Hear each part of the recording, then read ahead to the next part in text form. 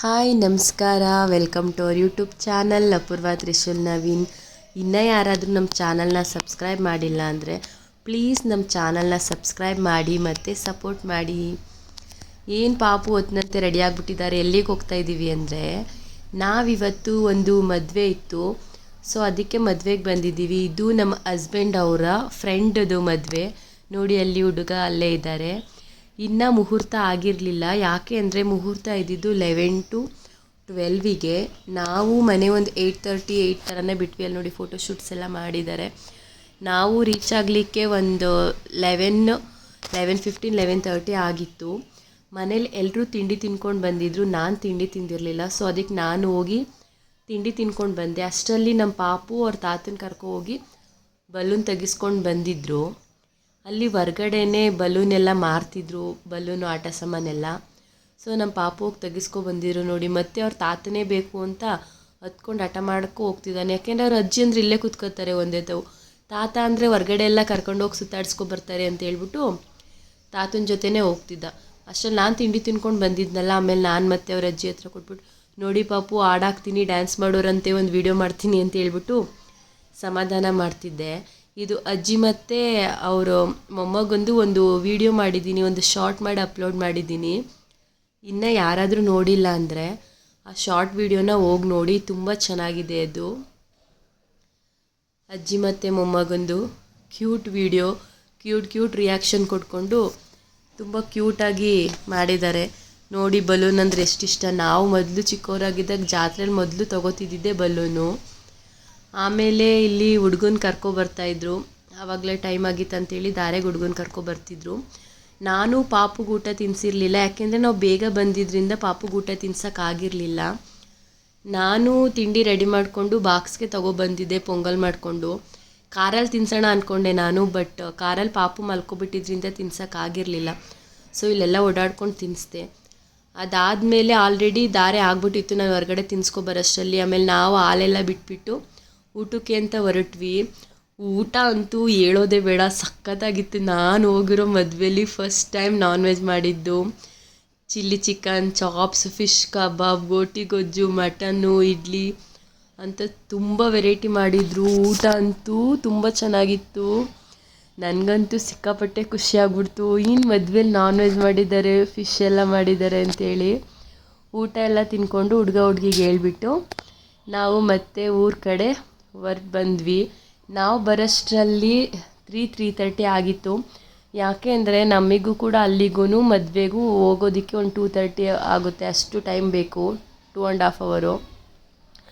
ಬರುವಾಗಲೇ ನಾವು ಒಂದು ಕಲ್ಲಂಗಡಿ ಹಣ್ಣು ತೊಗೊಬಂದಿದ್ವಿ. ಏಕೆಂದರೆ ನಾನ್ ವೆಜ್ ತಿಂದಿದ್ವಲ್ಲ, ಎಲ್ರಿಗೂ ಸ್ವಲ್ಪ ಊಟ ಫುಲ್ ಆಗಿಬಿಟ್ಟಿತ್ತು. ಅದಕ್ಕೋಸ್ಕರ ಬರುವಾಗ ಒಂದು ಕಲ್ಲಂಗಡಿ ಹಣ್ಣು ತೊಗೊಂಡು ಬಂದು ಕಟ್ ಮಾಡಿದ್ವಿ. ಇವಾಗ ಬೇರೆ ಕಲ್ಲಂಗಡಿ ಹಣ್ಣಿಗೆ ಕಲರ್ ಬೇರೆ ಆ್ಯಡ್ ಮಾಡಿರ್ತಾರೆ ಅಂತ ಹೇಳ್ತಾರೆ. ಅದಕ್ಕೋಸ್ಕರ ಕಲರ್ ಚೆಕ್ ಮಾಡಿದ್ವಿ, ಕಲರ್ ಏನಾದರೂ ಆ್ಯಡ್ ಮಾಡಿದ್ದಾರಾ ಅಂತೇಳಿ. ಬಟ್ ಯಾವುದೇ ರೀತಿಯಾದ ಕಲರ್ನ ಕಲ್ಲಂಗಡಿ ಹಣ್ಣಿಗೆ ಆ್ಯಡ್ ಮಾಡಿಲ್ಲ.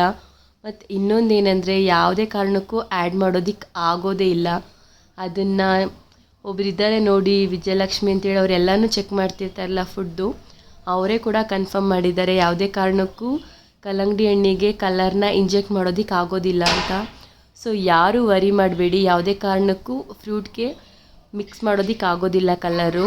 ಕಲ್ಲಂಗಡಿ ಹಣ್ಣೆಲ್ಲ ತಿಂದ್ಕೊಂಡು ಸ್ವಲ್ಪ ರೆಸ್ಟ್ ಮಾಡಿಬಿಟ್ಟು ನಾವು ಪಾರ್ಕಿಗೆ ಹೋಗ್ತಾಯಿದ್ದೀವಿ. ನೋಡಿ, ಇವಳು ನಮ್ಮ ಭಾವನ ಮಗಳು ಬರಬೇಕಾದ್ರೇ ಕರ್ಕೊಬಂದಿದ್ವಿ ಮೈಸೂರಿಂದ.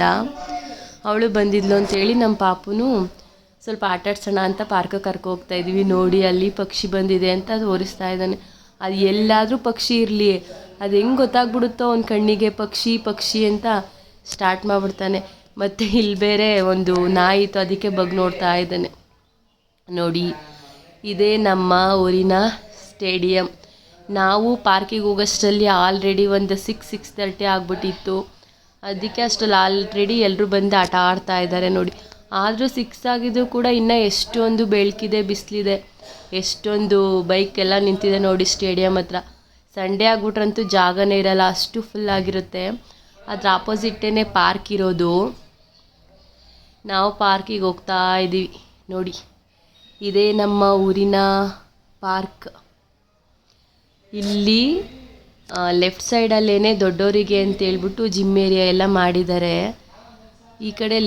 ಈ ಕಡೆ ರೈಟಲ್ಲಿ ಮಕ್ಳಿಗೆ ಅಂತೇಳ್ಬಿಟ್ಟು ಕಿಡ್ಸ್ ಸೆಕ್ಷನ್ ಥರ ಮಾಡಿದ್ದಾರೆ. ನಮ್ಮ ಪಾಪು ಬಂದ ತಕ್ಷಣವೇ ಜಾರ್ಕುಪ್ಪೆಗೆ ಹೋಗ್ಬಿಟ್ರು. ಯಾಕೆಂದರೆ ಅವ್ರ ಮನೇಲೇ ಅಷ್ಟೇ ಎಲ್ಲರೂ ಸ್ವಲ್ಪ ಸ್ಲೈಡಿಂಗ್ ಇದ್ರೂ ನಾನು ಜಾರ್ಕುಪ್ಪೆ ಆಡ್ತೀನಿ ಅಂತ ಅದನ್ನೇ ಆಡ್ತಿರ್ತಾರೆ. ಅದಕ್ಕೆ ಅವ್ರಿಗೆ ತುಂಬ ಇಷ್ಟ. ಬಂದ ತಕ್ಷಣ ಹೋಗ್ಬಿಟ್ಟಿದ್ದಾರೆ ಜಾರ್ಕುಪ್ಪೆ ಆಡೋಕ್ಕೆ. ಅಲ್ಲಿ ನಮ್ಮ ಮನೆ ಹತ್ರ ಒಂದು ಕಾಂಪೌಂಡಿಗೆ ಬೇರೆ ಥರ ಸ್ಲೈಡ್ ಥರ ಇದೆ, ಅಲ್ಲಿಗೆ ಹೋಗ್ಬಿಟ್ಟು ಕುತ್ಕೊಬಿಡ್ತಾರೆ ಜಾರ್ಕುಪ್ಪೆ ಆಡ್ತೀನಿ ಅಂತ ಹೇಳ್ಬಿಟ್ಟು.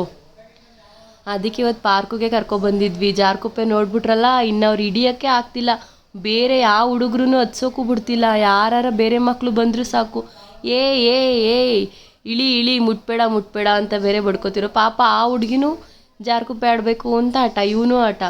ಆಮೇಲೆ ನಾನು ಸ್ವಲ್ಪ ಬಾಯಿ ಕಡೆ ಎಲ್ಲ ತೋರಿಸ್ಕೊಬರ್ತೀನಿ ಅಂತೇಳಿ ಕರ್ಕೋಗಿದ್ದೆ. ಇಲ್ಲಿ ಜಿಮ್ ಏರಿಯಾದಲ್ಲಿ ಇರೋದನ್ನೇ ಜಾರ್ಕುಪ್ಪೆ ಮಾಡ್ಕೊಂಡು ಆಟ ಆಡ್ತಾಯಿದ್ದ.